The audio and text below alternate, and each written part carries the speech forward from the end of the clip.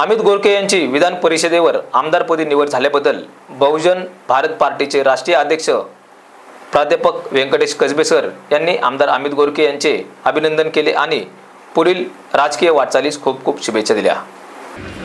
वंचित समाज घटकामधून विशेष करून मातंग समाजामधून श्रीमान अमितजी गोरखे यांना भारतीय जनता पार्टीच्या माध्यमातून जी विधान परिषदेत जागा भेटलेली आहे, कित्येक वर्षापासून या समाजातला MLC कोणतरी करावा असं काँग्रेस भारतीय जनता पार्टीकडे बार या वंचित समाज घटकामधल्या मातंग समाजाची मागणी होती, पण कुणीही त्याची दखल घेतली नाही।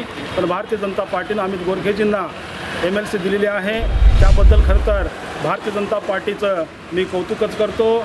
निश्चितपणे बहुजन भारत पार्टी जसजशी वाढत जाईल तशा स्वरूपामध्ये ज्या जातींना नकारलेलं आहे अशा सर्व जातींना सोबत घेऊन बहुजन भारत पार्टी यांची एक ताकद तयार करत आहे।